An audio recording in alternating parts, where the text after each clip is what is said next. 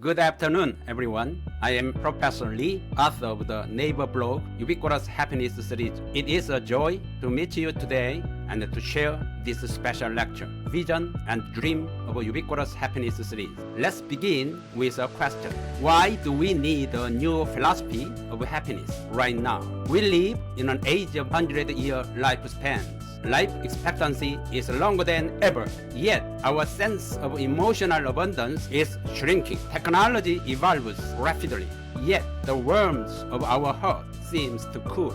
We are surrounded by countless ways to communicate, yet genuine conversations grow scarce. People often come to me and say, Professor, I have enough money, but something inside feels empty. My family lives together, but somehow we have stopped talking. In those words, I discovered today's essential truth. Happiness is the philosophy of connection. When the self reconnects with others, when humanity harmonizes with technology, when economy reawakens to emotion, that is where true happiness begins.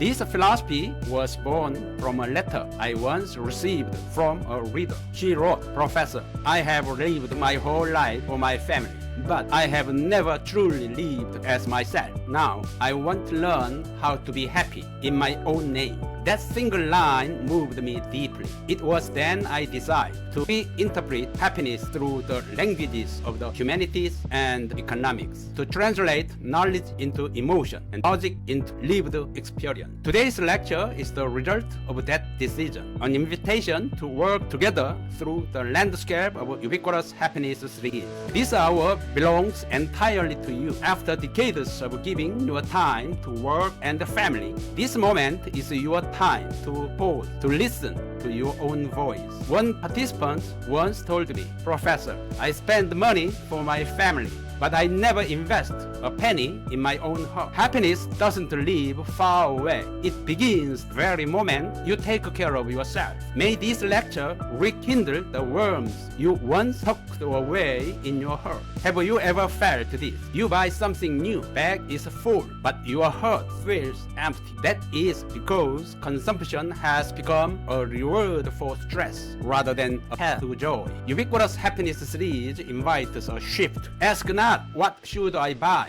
but why am I buying? Spending money is not merely a transaction. It is a declaration of your values. In this new economics of happiness, value is measured not in price, but in emotional warmth. A woman in Seoul once shared with me, instead of buying luxury handbags, I take a simple family trip once a month. That has become true luxury of my life. Real wealth is not in the balance of your bank account. It is in the quality of your memories. Money disappears, but experience remains. Shared memories create connection, and connection builds community. Every purchase has power to reshape society. When we support our local producers, share with others, choose mindful consumption, we increase the total happiness index of our world. A working mother once told me, after caring for everyone else all day, I realized I didn't even have 10 minutes for myself. Then one morning, as I brewed coffee and looked at the sky, tears came to my eyes. That was my moment of peace. Happiness is not a grand event.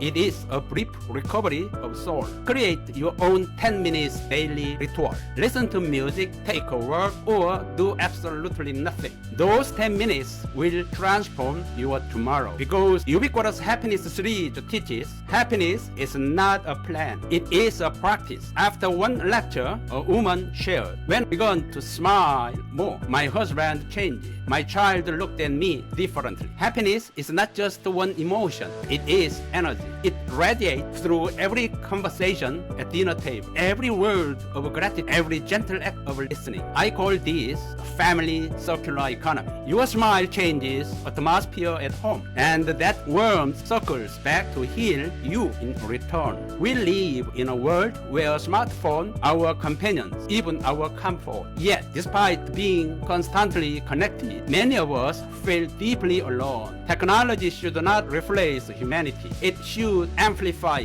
Take 30 minutes each day for a digital detox. Turn off the screen. Look at your family's face. Watch the cloud drift by. Write down what you feel. True smart living is not about speed. It is about depth. One woman joined a creative writing class at her local culture center. She said, I thought it was just a hobby, but when I wrote my story, I cried. That is when I realized there is still someone inside me who wants to learn. Learning is not competition. It is awakening. Lifelong learning is not a pastime. It is a path to self-renewal. The moment we begin to learn again, we grow young again. That is spirit of happiness education within Ubiquitous Happiness series. A homemaker once reconciled with a neighbor after years of distance. We simply begun exchanging side dishes. Now we are friends again. Inclusion is not a moral choice. It is the wisdom of survival. When we embrace difference, relationship heal and the world warms again. After today's lecture, think of someone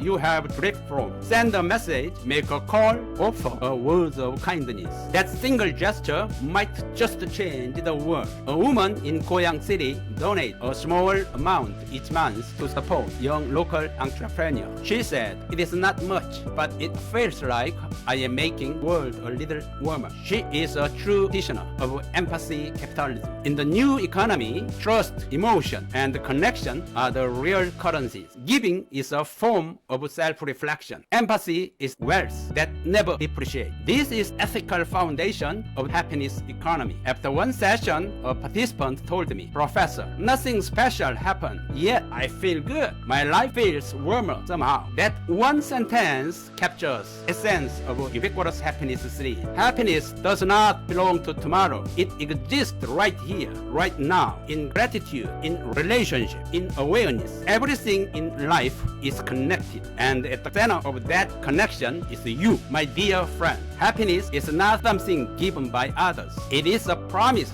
we make to ourselves and to each other. May today's lecture become a small act of happiness in your daily life. When that act spreads to your family, your community, and the world, we will together create a civilization of ubiquitous happiness. Let us affirm together, happiness is ubiquitous. It begins here and now. My happiness is ubiquitous. Wherever I am, whatever I do, I am happy. May every one of you live to 100 in health, abundance, and joy. May your today be richer than yesterday, and your tomorrow be even happier than today. Thank you. Thank you, everyone.